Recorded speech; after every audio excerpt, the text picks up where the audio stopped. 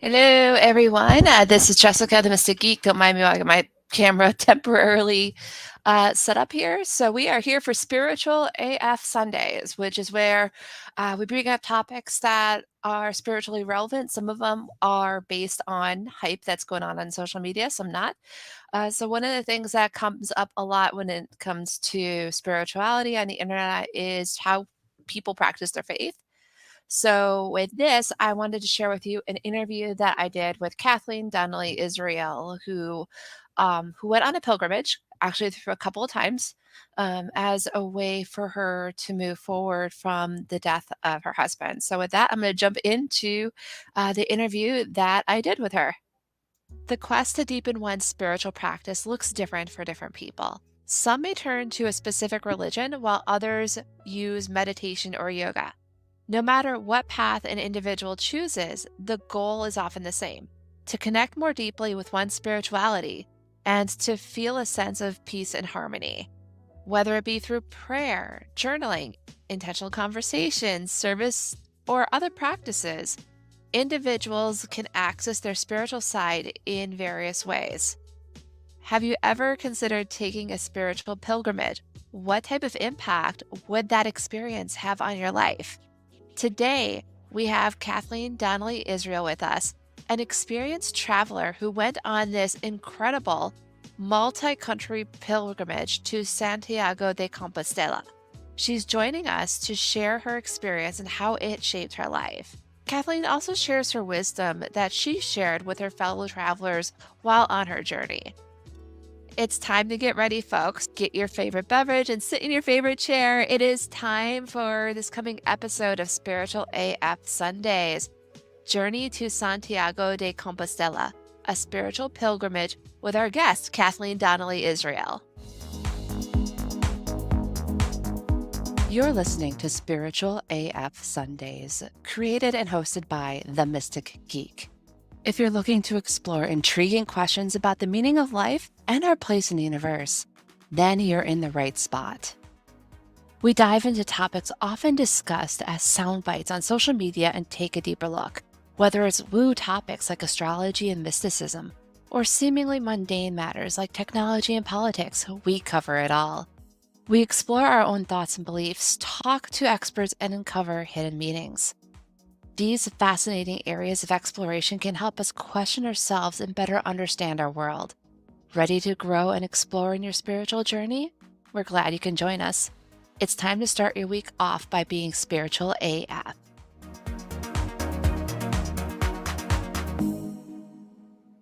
Welcome back, listeners. This is Jessica, the Mystic Geek, and we have Kathleen Donnelly Israel with us today. Say hi, Kathleen.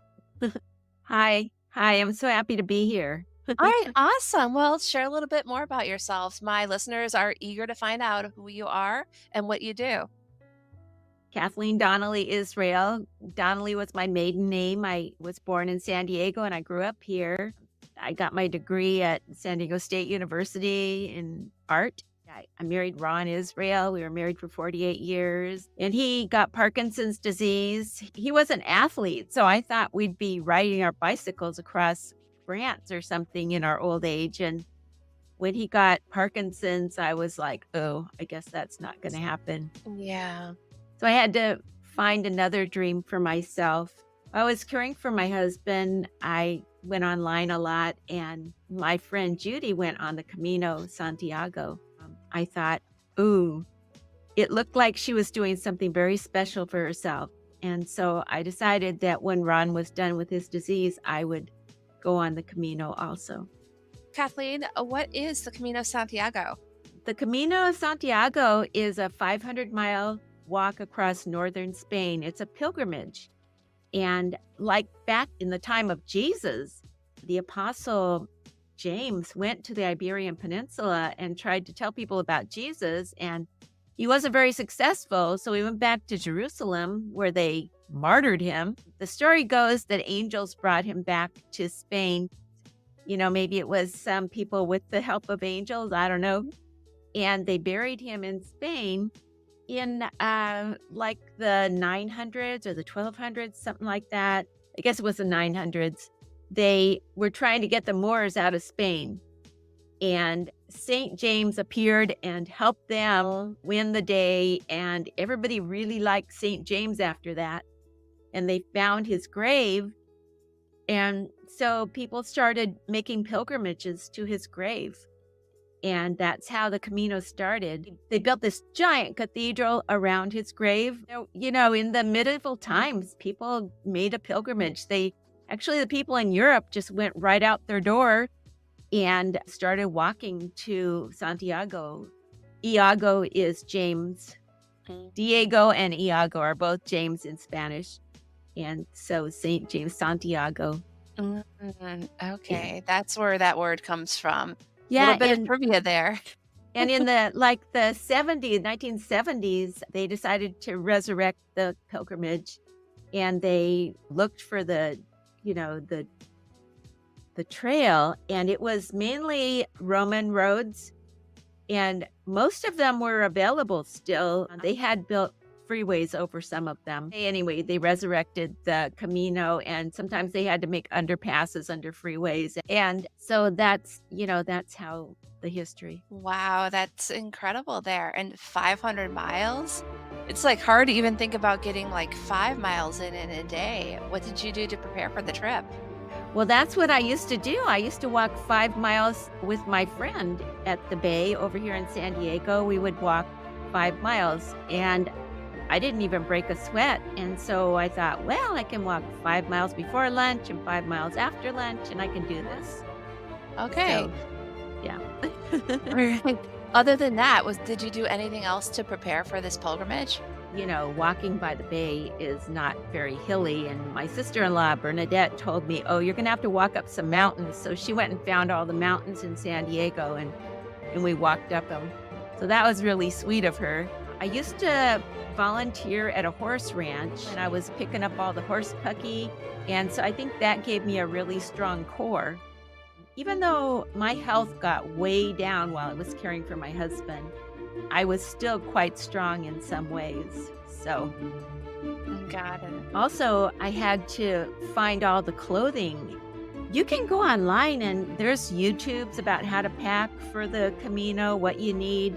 There's books, there's all kinds of stuff. And I went to a workshop at my library about how to pack light for the Camino. And it was so funny. Yeah, the room was full.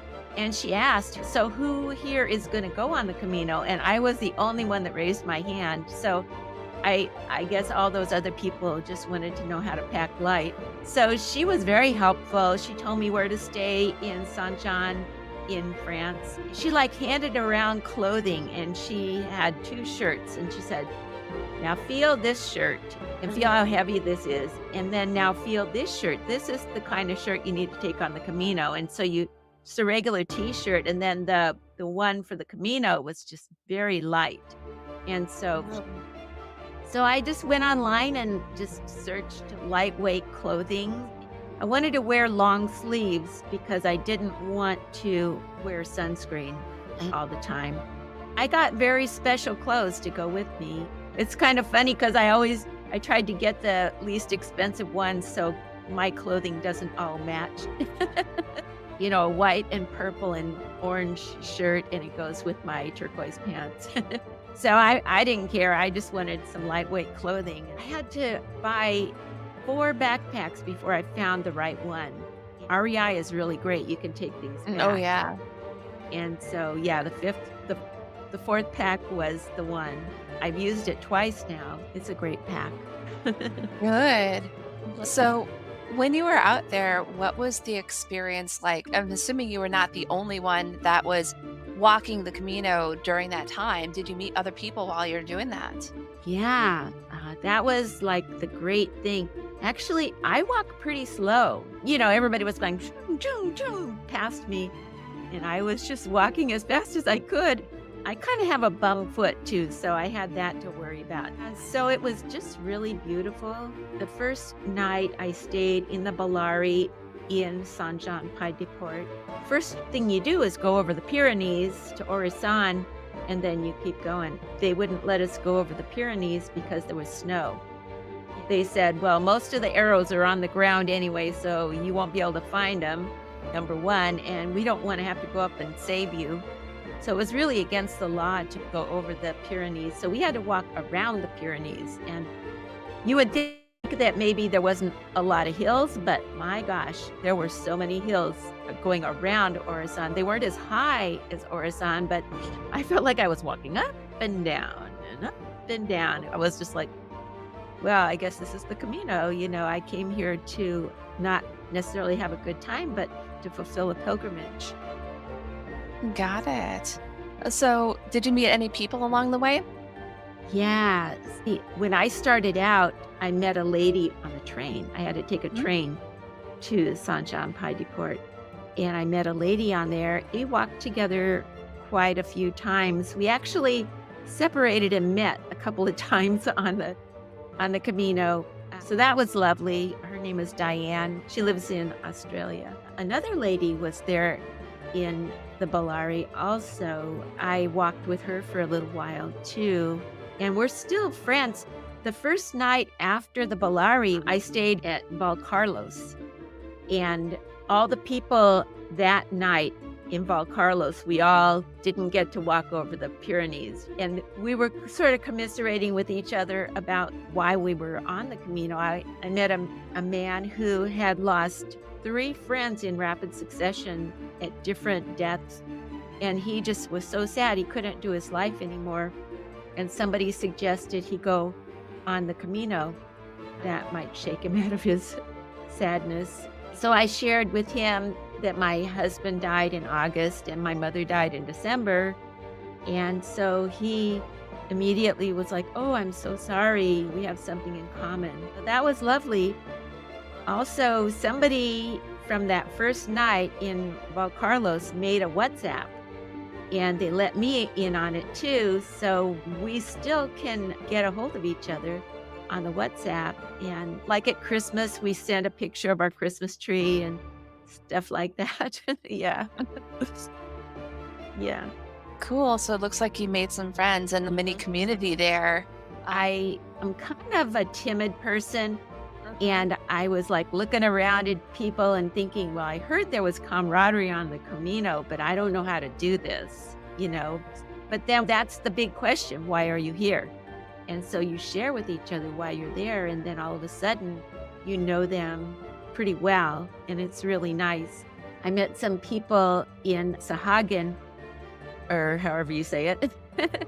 There were like 3 people walking together, and then they had 2 other friends, and they were just staying in this monastery. And so I met them, and we did laundry together. They had a salad, and I came out into the patio, and they hadn't finished the salad, so they said, "Oh, here, have some salad." Somebody gave me their plate, and it seemed like they had a clean fork, and and so that's how it happens. And we're just friends now. Now, I know that when we talked before this, that part of you walking the Camino was you sharing messages with other people. Can you explain a little bit more about that? When I was taking care of Ron, he was sick for 17 years. He was totally disabled for 8 years. I had to be home during that time. I did some studying with some enlightened thought leaders. I had a pretty rough childhood and I needed some healing. I've been trying to do healing all my life, actually. I thought, well, maybe I can do some more healing now. Because I studied for so long, it was 8 years, I felt like I knew some stuff afterwards, like I had really done some really deep healing. And I felt like I could share some of that stuff with people. So when I was on the Camino, if they had a problem, then I could maybe share some of the things that I learned from my studying. Got it. And I really felt like God had led me to all those healers. In the beginning of my study, I would buy somebody's program and do the sleep tapes, do all the work that they wanted me to do. And then after a while, it would seem like not as interesting as it had been. And then God would send me another healer and I would do their work. What I think is that over the time, doing the healing raised my vibration, and then I needed a new vibration. I needed more healing. Each teacher brought my vibration up a little bit more, and that's what I think. Yeah, and that's an important aspect when it comes to healing is it's a process, and sometimes you think you're done, but then it's like there's another phase and another phase. It's whether it's like climbing a mountain or like peeling an onion, both metaphors fit for it. There's always more to do there. Yeah, it was So really disconcerting when it stopped being interesting. I'm like, oh, what's wrong with me? I'm not into this. And then God would send me another healer. So that was it. yeah. And glad you went through that experience. You've already walked the Camino once. Are you planning on doing it again? I actually did walk it in 22 again. I wrote the book about the French way. That was 2019 before COVID. And then in 2021, I walked the Portuguese way. So I started in Lisbon and walked up to Santiago. And then I kept going to Finisterre. So it was almost the same amount of miles, maybe 10 miles less or something. I'm writing that book right now. The book that I have already published, it was about the French way. Not this year, but next year. I'm going to have my 75th birthday on the Camino. I'm going to walk the Camino del Norte along the northern coast of Spain, along the ocean. What were the significant differences between your first pilgrimage and the second, other than the roadmap? Other than the roadmap. I mean, you've already went through it once. Now you're going through it again with more experience. So you have that. But was there anything else significant about the second pilgrimage or something that really stood out? Well, the first pilgrimage was so beautiful, and it was a progressive, we're getting closer, we're getting closer.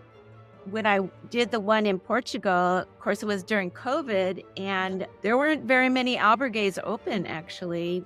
You stay in albergues at night, they're really cheap, like 5 to 12 euros a night.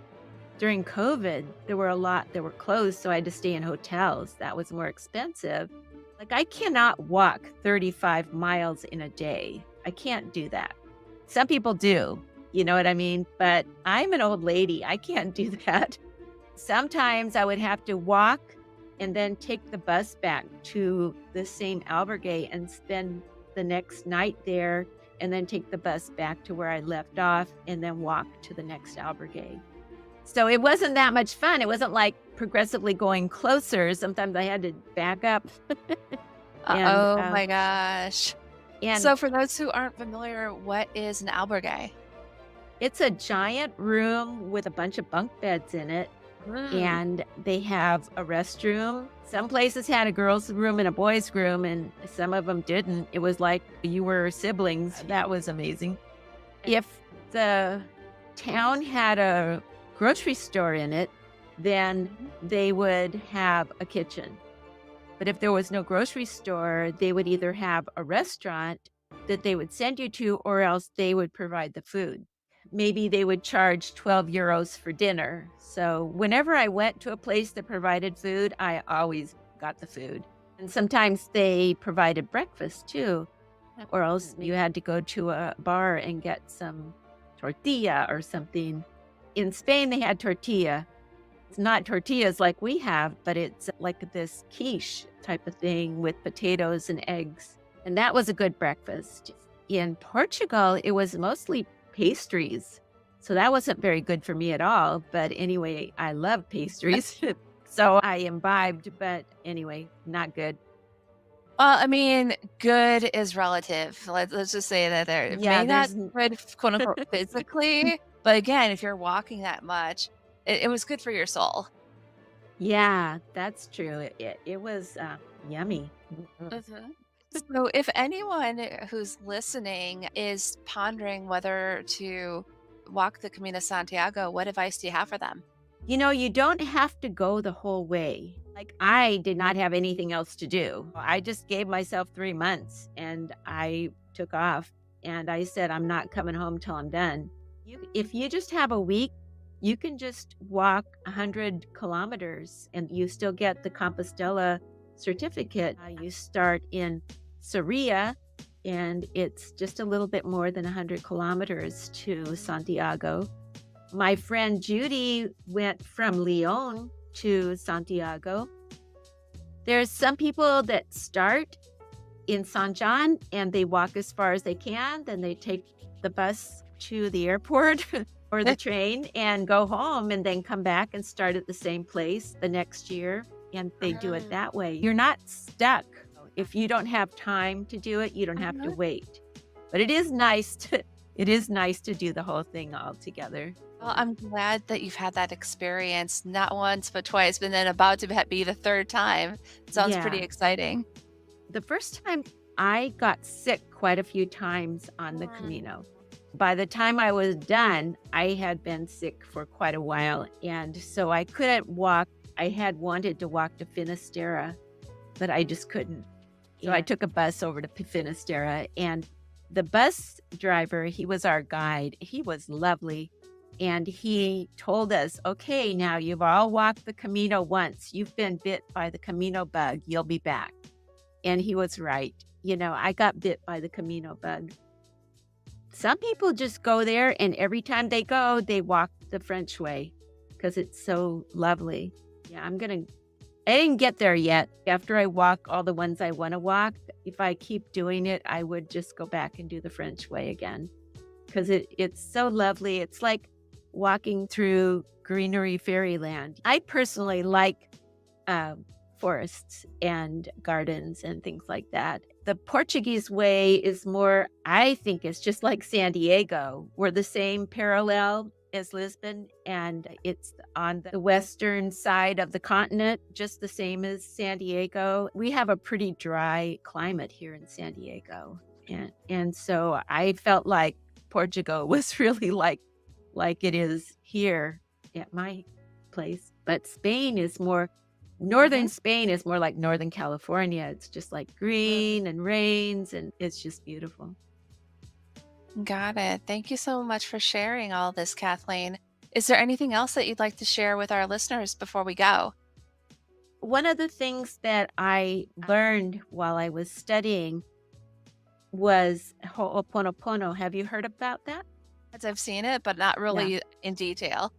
I actually used it extensively to do my healing Mhm. from my childhood sexual abuse. It starts out, I love you. It's the big I love you. I love God. God loves me. God loves the other person. The other person loves God. If you can say it, you say, I love the other person. But if you can't, you don't have to say it. And Mm, then I love you. I'm sorry. And it's not I'm sorry I did anything, but it's I'm sorry that this situation exists. So if I have a situation with another person, I'm mhm, sorry that the situation exists. mhm. And please forgive me.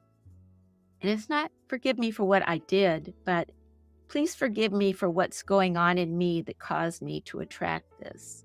So I have something going on in me, and whatever they said landed, Mhm. and I hate them because they hurt me mortally. But really, I had a pain inside of me that they touched that I already had. And then thank you. And it's thank you for showing me this so I could heal. Because if this hadn't happened and I didn't feel this pain, I couldn't know where I needed to heal. I found it, and now I can heal from the pain inside of me that Mhm. got triggered by that other person. So thank you for showing me this so I could heal. And then I love you. I love God. God loves me. God loves the other person. And maybe by then you can say, I love them. But that's one of the things that I shared. I shared it twice on the Camino. I put it in my book twice, the two different people I shared it with. The thing about forgiveness is I don't even feel like I need to forgive anybody anymore. I taking responsibility for my pain inside of me, and I'm not a victim anymore. They're just doing what they do, maybe acting out because of their pain, and then I can heal it. It's just like, thank you for showing me this so I could heal. So the thing about unconditional love, which raises your vibration really high, is you can't even do it unless you have adversity. It's really easy to love the people who love us. But when these people who hurt us so deeply, when we can love them, that's unconditional love. The pain causes the cure, you know? Got it. Thank you so much for sharing that. And I'm sure some of our listeners are now going to be like doing the frantic Google search for what is this? So, yeah, Well, it's in yeah, my I book. was going Put to it in my ask book. about that. If they wanted to get a hold of you or see your writings, you mentioned the book. So, if I Yeah. remember correctly, it's called Wisdom of the Camino or Yeah. Wisdom on the W- Camino. Wisdom on the Camino, a spiritual journey sharing forgiveness and possibilities to inspire the rest of your lives. And I'll make sure to include the link in our show notes. It's on Amazon, so they can get it on Amazon. You just put Wisdom on the Camino and it comes up.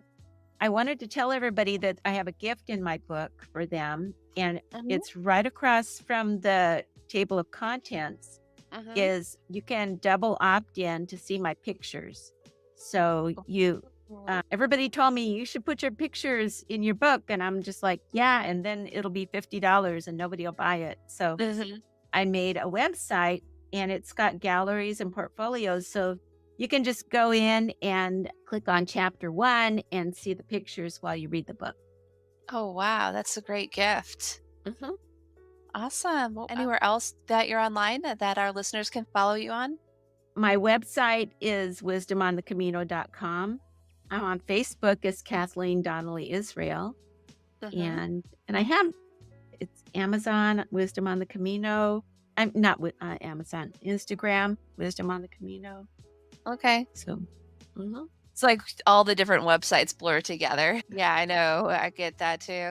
Again, thank you so much, Kathleen, for joining us today and sharing with us your wisdom and your experience on your pilgrimage, and also letting us know that we can find out more about what you've gone through the book that you've published and hopefully through the book that you're publishing soon. And Any idea when the second book's going to come out? probably this summer. Probably Okay. this summer. All right. Great. Well, thank you so much. Thank you too, Jessica. I really enjoyed talking to you.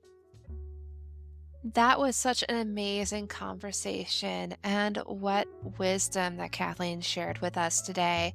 I'm really glad that I was able to share it with you, dear listeners. So, if you have any questions or feedback, here's how you can get a hold of me.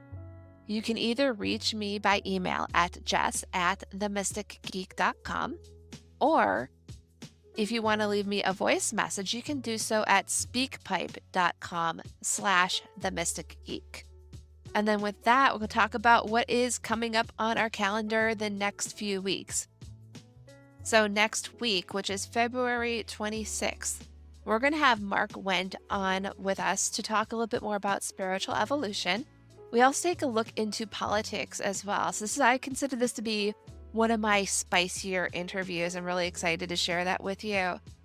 That following Sunday, which is March 5th, I'm going to have Amanda Kate on as a guest to discuss prioritizing your internal truth over external influence. So, talking about how we sometimes lean a little bit too much on external validation and how to turn that around so that you've one, understand your own internal truth, and two, that you're able to live it in spite of culture's messaging. That's going to wrap up this week's episode of Spiritual AF Sundays. Hope that you have a great week and that you stay spiritual AF.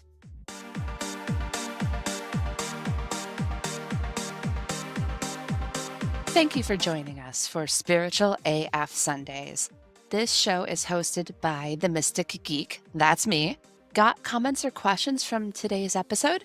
You can either email me at jess@themysticgeek.com or send me a voice message at speakpipe.com/themysticgeek. Don't worry, I'll put the link in the show notes. Help others start off their week with a Spiritual AF Sunday by sharing this episode with them. Also, 5-star reviews on Apple Podcasts help spiritual seekers find our show. So do the thing.